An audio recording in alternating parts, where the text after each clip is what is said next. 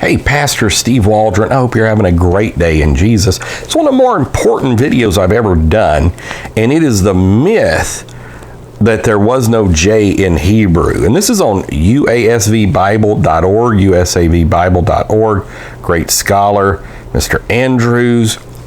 Let's dive right into what he has to say. And there's a lot of implications for this, because if Jehovah and Jesus are not true, then everybody's been baptized wrong, people have been calling on the name of the wrong God, Bibles have been mistranslated, on and so forth. No other name under heaven given among men whereby must be saved, call upon the name of the Lord. Everything's been wrong, but it's not. So, let's again dive in. Thanks for being here. Do check out our other videos. Unlike Yiddish, which modern Jews speak, the Hebrew language that was spoken by Abraham and Moses and that is preserved in the scriptures does have the J sound. From ancient times, the J sound has been represented by the letter Jod. He gives what it is in Paleo Hebrew and then in modern or biblical Hebrew.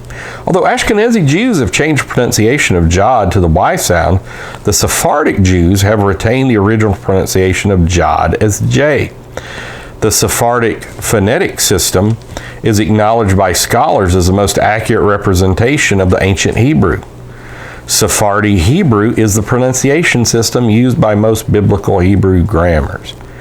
Sephardim is the name given to those Jews who lived in Spain, Portugal, and Mediterranean basin. Now, we'll say that when I was doing a teaching on Obadiah, I was shocked in Obadiah 20, it mentions Sephard, Spain. As are all languages, Hebrew letters are classified according to organs of speech by which they're sounded. Sephardic grammarians have divided the Hebrew letters into 5 classes of sound: gutturals, labials, palatals, linguals, and dentals. These classifications are recognized as the standard for pronouncing the letters of the Hebrew alphabet long before Tyndale translated the Tetragrammaton to be read as Jehovah in 1530 BC. He goes on to give examples of this. Jod is classified as a palatial. Palatials are consonants voiced with the aid of a palate, or the palate. There are 3 different types of palatals. The first type is made when the part of the tongue just beyond the tip is raised against or near the hard palate. The English Y and yes, or the German ich, is made in this manner. The second classification of palatal is the fricative sound, which is made on or near the hard or soft palate.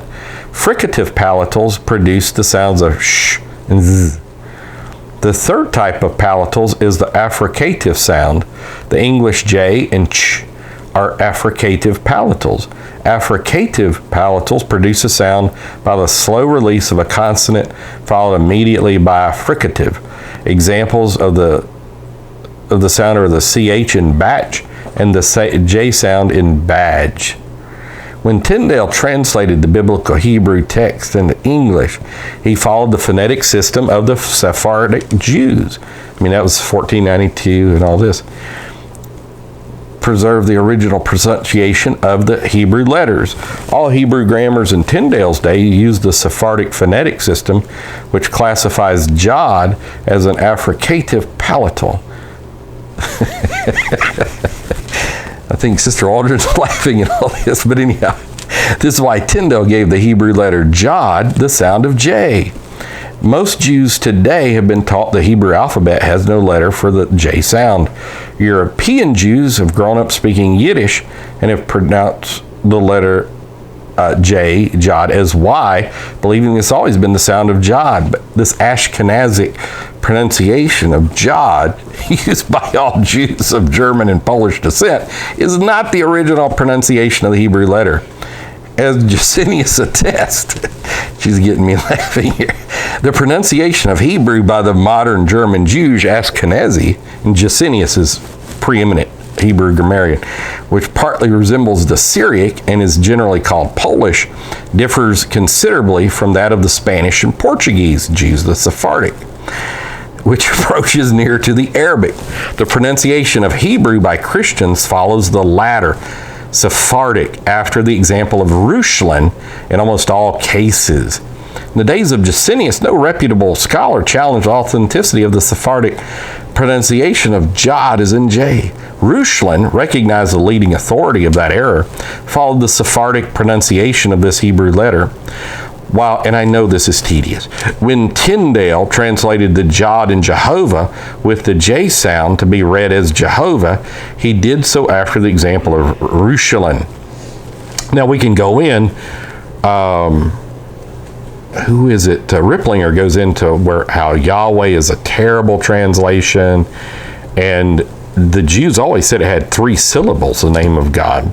This document was used by permission. It goes into the Christian Biblical Church of God, Carl Franklin. The greatest indignity of modern translators in their rendering of the Father's personal name as the title Lord or God, removing or concealing the special personal name. Before moving on, let us say that Yahweh is not an appropriate rendering of the Father's personal name. The Tetragrammaton has 3 syllables, not 2 syllables. Second, many Hebrew kings and others used by God personally in Bible times use part of the Father's personal name in their name, like Jehoash, Jehoram, Jehoiakim, Jehoiakim, Jehoram, Jehohanan, Jehonadab, Jehoaz, and even the wife of the high priest Jehoiada, daughter of King Jehoram of Judah, Jehosheba, among many more. And so he makes a tremendous point that J, and you'll have to excuse all the levity and joy in the room, that the letter J is Hebrew. They did have a pronunciation. Jehovah is correct. Jesus is correct as well. And I've done other videos on the iteration of J in the English language. Even though it was written like an I, it was pronounced like a J in certain circumstances, including Jesus, Jerusalem. So God bless. Thanks for being here. Join us daily. We'll see you later. Bye-bye.